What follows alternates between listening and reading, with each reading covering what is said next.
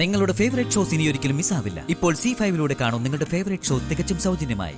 വരുന്ന കുംഭം 4 ഞായറാഴ്ച രാവിലെ 10-നും 11-നും ഇടയിലെ ഒരു ശുഭമുഹൂർത്തമുണ്ട്. അന്ന് അഷ്ടമിയും കാർത്തിക നക്ഷത്രമാണ്.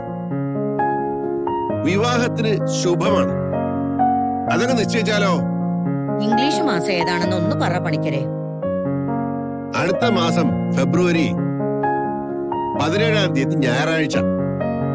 ഫെബ്രുവരി 17-ഓ? അത്രയും വൈകാൻ പറ്റില്ല.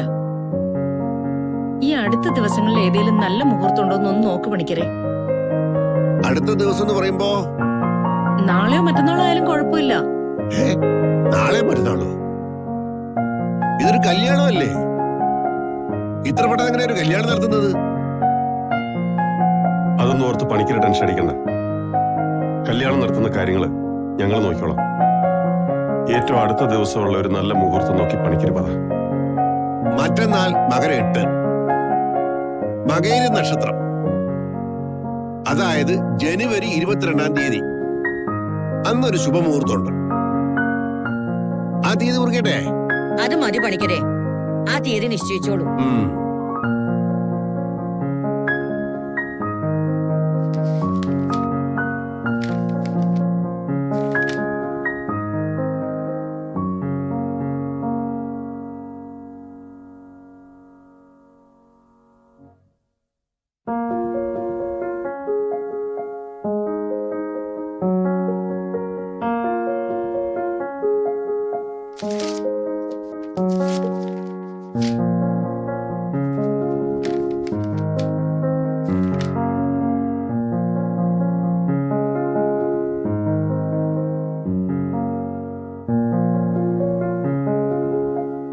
വരന്റെ അമ്മ ഈ കുറിപ്പടി വാങ്ങിച്ചോളൂ.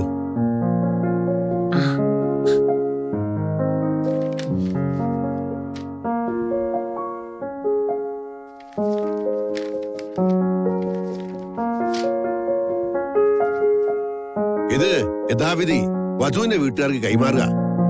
അതാണ് അതിന്റെ ഒരു നാട്ടു നടപ്പ്. ശരി, അങ്ങനെ ആയിക്കോട്ടെ പണിക്കരെ.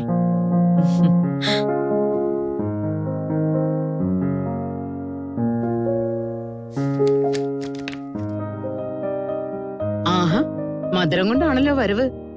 എന്താ മോളെ വിശേഷം? ഈശ്വര, ഞാൻ കേൾക്കാൻ ആഗ്രഹിച്ചത് തന്നെയാണോ നിങ്ങൾ പറയാൻ പോകുന്നത്? അയ്യോ അമ്മേ, വേറൊന്നും അല്ലമ്മേ. വീട്ടില് ചെറിയൊരു വിശേഷം, അത്രേ ഉള്ളൂ. എന്താ മോളെ? എന്റെ അനിയത്തി നന്ദിതയുടെ വിവാഹം നിശ്ചയിച്ചു. ആണോ? നല്ല കാര്യം. ആരാ ചെക്കൻ? അവള് അന്നൊരു കുഴപ്പത്തിൽ ചെന്ന് ചാടിയായിരുന്നല്ലോ. അതിന്റെ പേരില് വീട്ടിൽ ഒരുപാട് പ്രശ്നങ്ങളുണ്ടായി. അവളുടെ ഭാവിയെ കുറിച്ച് ഓർത്ത് ഞങ്ങൾ എല്ലാവരും ഒരുപാട് വിഷമിച്ചു. അതല്ല ഇവൻ എന്നോട് പറഞ്ഞിട്ടുണ്ട്. തെറ്റുകൾ പറ്റാത്തവരായി ലോകത്ത് ആരുണ്ട് മോളെ? സാരമില്ല. എന്തായാലും അവള് മറ്റൊരു ബന്ധത്തിന് സമ്മതിച്ചല്ലോ. ഇനിയിപ്പോ കഴിഞ്ഞതൊക്കെ മറന്ന് ഒരു നല്ല കുടുംബജീവിതം നയിക്കാൻ അവളോട് പറയണം. അല്ലമ്മേ, അവളെ കല്യാണം കഴിക്കാൻ പോകുന്നത് ഗിരിയുടെ അനിയൻ നിതീഷ് തന്നെയാ. അല്ല, അവൻ കാരണമാണല്ലോ നന്ദുവിന് ഇങ്ങനെ ഒരു അവസ്ഥ വന്നത്. ഒടുവിൽ നിതീഷ് വന്ന് തെറ്റുകളെല്ലാം ഏറ്റുപറഞ്ഞ് അവളെ കല്യാണം കഴിക്കാനായിട്ട് തയ്യാറായപ്പോ പിന്നെ ഞങ്ങളൊന്നും നോക്കിയില്ല. അതോടെ വലിയൊരു മാനക്കേടി നിന്നാ എന്റെ അനിയത്തിയും ഞങ്ങളുടെ കുടുംബവും രക്ഷപ്പെട്ടത്. കല്യാണം എന്ന് പറഞ്ഞാൽ വലിയ ആർഭാടായിട്ടൊന്നും ഇല്ല കേട്ടോ. അമ്പലത്തിൽ വെച്ച് ഒരു താലികെട്ട്, അത്രേ ഉള്ളൂ. നിങ്ങളിപ്പം നോക്കിയത് തൽക്കാലത്തേക്കുള്ള അന്തസ്സും അഭിമാനവും മാത്രമാ. പക്ഷേ ഈ വിവാഹം നടന്ന അതോടെ ആ പെങ്കുച്ചിന്റെ ഭാവി ജീവിതം തകർന്നൊന്ന് കൂട്ടിയാ മതി. ഇത് നന്നാവില്ല സുമി മോളെ, ഒരിക്കലും നന്നാവില്ല. ഇവന്റെ അച്ഛന്റെ ചോരെ പിറന്നാണെങ്കിലും അനുരാധയുടെ മോനല്ലേ അവൻ. അവളുടെ സ്വഭാവം അവന് കിട്ടാതിരിക്കുവോ? അവര് നിന്റെ അച്ഛനോട് ചെയ്ത ദ്രോഹം ഓർത്തിട്ടെങ്കിലും നീ ഈ കല്യാണത്തിന് സമ്മതിക്കാൻ പാടില്ലായിരുന്നു.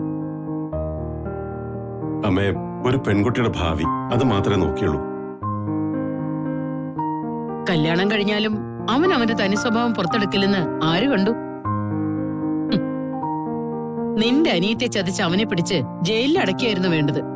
അത്രയ്ക്ക് വലിയ ദ്രോഹം അവൻ ചെയ്തത്. അമ്മേ, എല്ലാം ഏകദേശം തീരുമാനിച്ച അവസ്ഥയിലാ. ഇനി അമ്മയായിട്ടൊന്നും പറയാനാണെങ്കിലേ എനിക്ക് ഒരുപാടുണ്ട്. പക്ഷേ ഞാനായിട്ട് ഇനി ഒന്നും പറയുന്നില്ല. പറഞ്ഞിട്ട് കാര്യമില്ലെന്ന് ഇപ്പൊ എനിക്ക് മനസ്സിലായി. ഒന്നും നിങ്ങൾക്കാർക്കും ഇപ്പൊ മനസ്സിലാവില്ല.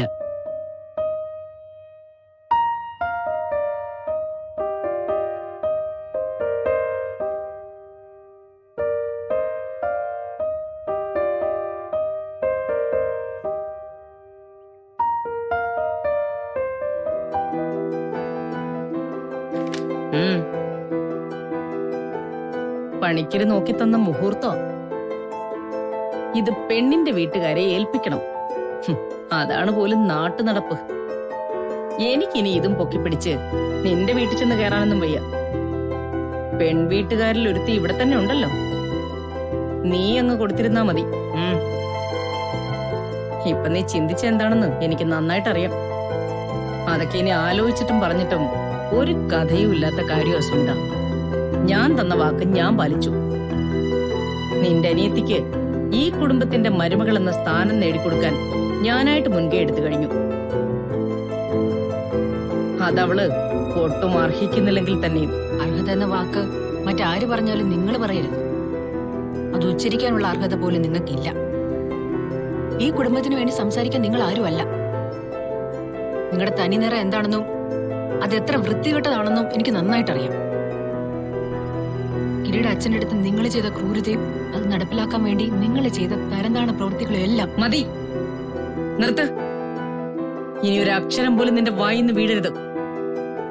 എന്റെ പൂർവ്വകാലം എങ്ങനെ വേണമെങ്കിലും ആയിക്കൊള്ളട്ടെ, അത് നീ ചെയ്യേണ്ട. അതെല്ലാം പിന്നിൽ കുഴിച്ചുമൂടി എത്തേണ്ട അടുത്ത് ഞാനും മക്കളും എത്തിക്കഴിഞ്ഞു. മുന്നോട്ടുള്ള ജീവിതം മാത്രമേ ഇനി എനിക്ക് ലക്ഷ്യമുള്ളൂ.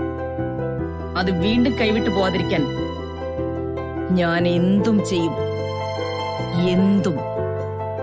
ഇന്നലെ രാത്രി നിന്നോട് പറഞ്ഞു തന്നെ എനിക്ക് വീണ്ടും ആവർത്തിക്കാനുള്ളൂ.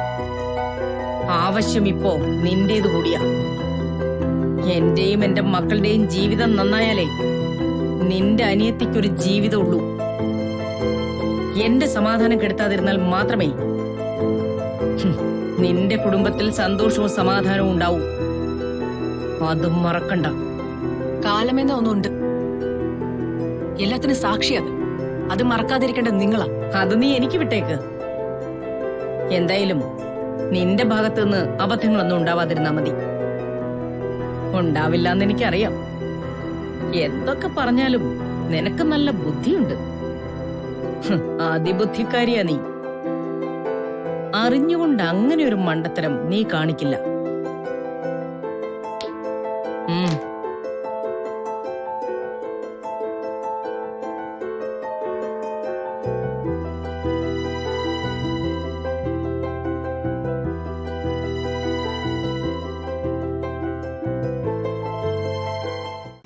ഡൗൺലോഡ് ചെയ്യൂ C5 ആപ്പ്. കാണൂ എല്ലാ എപ്പിസോഡുകളും സൗജന്യമായി.